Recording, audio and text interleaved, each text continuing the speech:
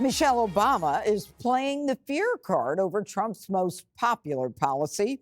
The American people absolutely love 47's aggressive immigration crackdown as he sends murderers, rapists, and MS-13 gang members packing. A new poll, Fox poll, shows 55% of voters approve of how he's handling border security. But the former First Lady isn't a fan. In this current climate for me, it's, what's happening to immigrants. So it's not the fear for myself anymore. There's so much bias and so much racism and so much ignorance that fuels those kind of choices. I worry for people of color all over this country. And I don't know that we will have the advocates to protect everybody. And that frightens me. It keeps me up at night. But if Michelle is mad about deportation, she might want to check with her hubby. Former President Obama earned the nickname Deporter-in-Chief after booting 3 million illegals. And check out this wild scene. In San Antonio, a migrant is now hiding in a tree after local authorities attempted to execute a warrant for deportation, but he fled. All right. So I'm kind of torn between how you get this guy down from the tree. But you know what, Jesse, if Michelle can't sleep at night because she's so worried about deportations, her husband was the deporter-in-chief. How did she sleep when she was married to him? Well, I don't want to get into their bedroom situation. Good idea. I never want to get involved in their marriage. But because she made her marriage my business, I will share my thoughts on it. If I were Barack, I'd be angry. You can't have your wife go out and do a podcast and start talking about your personal life, your romantic life, and disparaging you. And not just because he's the president or the former president. Any man doesn't want his wife going out there and airing their dirty laundry. Why is she playing the race card? Why is she making her husband out to be a bad guy? Why is she skipping state funerals and inaugurations? I don't know, but her aura used to be here, and it's here. You don't go from First Lady to best-selling author to a whiny podcast host. I don't know what the hype was about her, but she's just like her husband. Without a teleprompter, they're not that insightful. All she's saying is when a black president was deporting, it was great, but when a white president's doing it's racist. You can get that from Joy Reid. Why is she saying this to me? I don't care. The whole thing about worrying, Judge, and I know you agree, women worry differently than men. Men prepare so they don't have to worry. Women worry about what might happen. Men prepare for what could happen. Are you saying women don't prepare? I usually agree. Jesse, liberal women you know what? worry I'm gonna about what could stop happen. you in your tracks. Yeah, you Republican women prepare to, Judge. This is not a sexual thing or gender, whatever the difference is. Jesse, that's This enough. is about ideology. And if Joe Biden had done his job, she wouldn't have to worry. Think about it like that. I can't. It's All Sleepy's right. fault. Jessica, I have an idea about getting this guy out of the tree, too. You treat him like a cat. You have the fire department come, and they do what they do. Look, see them? What do they do? Whatever they do, get a ladder, shake a branch, get them down. I'm going to put you on the warrant squad, okay, to go out and pick these people up. You know what, Jessica, you know what bothers me? When Michelle Obama says she fears for people of color, so she has to say something, is that why she never said anything about the women, the Americans who were held hostage in Hamas? Because they weren't people of color?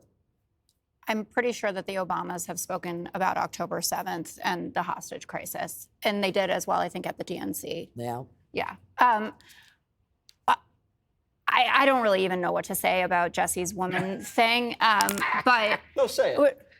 I actually don't know what to say. It was so insane. I'm not... Okay. I'll do that more often. All right. Yeah. There is a huge difference between the approval on border security and the feelings overall on how immigration policy is being executed at this point.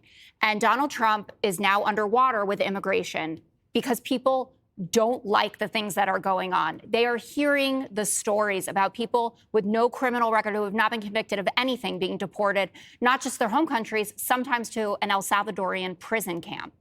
And there are Americans that are being detained by ICE. And it's not just one person, it's not two people. Yesterday, the story from Oklahoma, a woman and her daughters, her minor daughters, asleep in their home. ICE You already busted. talked about No, that. I didn't. It was another. That's the thing. This is another mother with 2 kids? Well, the first mother had 3 kids. I'm glad you're so interested. Oh. But yes, this is multiple families being devastated by ICE. But this one is American, and that's why it matters. ICE came into the house. There had been people, immigrants who had lived there, and they moved out a few weeks earlier. This family had just moved in. They came in, they made them go outside, including the girls were taken outside in their underwear. They took their money and their electronics. This is an American family. If that happened to no one any... even believes your stories Yeah, anymore. and you know what? They rectified always fall it. apart. And by the way, What let are you me tell you. literally, none of it has fallen apart. What What about else. the Maryland dad? Let Whatever me- happened to him? That No. didn't fall apart. He's still in He's some MS-13, prison. He Jessica. is not. And there are 2 orders of deportation on him. And he lied about being afraid to go back to El Salvador because he had to admit he Keep was an going back MS-13 to gang one member. person that you think And you have a case Jessica, about. let me If tell you someone something dragged you else. out of your house in the middle of the night, you would kill somebody. Let me tell you Literally. something. And I'll tell you something else that you said that wasn't true. A Hamas hostage, Naama Levy's father, shames Michelle Obama for saying nothing about this, the hostages. And her silence speaks loudly, is his quote. So don't say things if you don't know what you're All right. talking about. I'll Dana, go on the Google what machine, happened to Michelle Obama? I find this, I don't know. I think that it's very curious. I mean, I spent a year making bets with Jessie that she was not going to run for president Right. because she says that she hates politics. I do not understand the decision to go from the most popular woman in America and possibly the world, if you know, except for Meghan Markle, and and having the books, the platform, the Netflix, the everything, to do a podcast with your brother that doesn't get any viewers, and then to make decisions that put you right in the middle of politics. So I don't know whether Jessie was. I don't know whether I'm not apologizing I because lost that bet. you That's lost true. the bet. But now I find it curious. I don't understand it. I think that if you have this amazing platform where like pretty much everyone loves you, why you choose to ruin that with one podcast with your brother, I think that's weird. Do you have any ideas, Greg? Well, for one thing, I never believe anybody who says that an issue keeps them up at night. It's usually spicy foods. Yeah. But Michelle Obama says the deportations keep her up at night. So maybe there is some truth to Barack's birth certificate. And way to tip off Trump. Oh, please, I'm really worried about these deportations. I mean, just get a divorce already. Don't try to get him deported. There's a lot of conflation going on here. Deporting illegal immigrants isn't the same as deporting citizens. And the polling among Hispanic Americans proves that. The most deeply Hispanic county in America, Starr County, it flipped red. Trump lost by 60 points in 2016. Yeah. You know, he was returned to power by the Hispanic working class, up 14 points from 2020. 46% of self-identified Hispanics picked Trump. That's the highest since the 1970s. He won 55% of Hispanic men. You want to know why? Because men tend to favor law and order and following the rules. That was the cornerstone of his campaign, was immigration. So you might have a problem with the methods in some ways. It might be a little loose, but all's going pretty good. Click here to subscribe to the Fox News YouTube page to catch our hottest interviews and most compelling analysis. You won't get it anywhere else.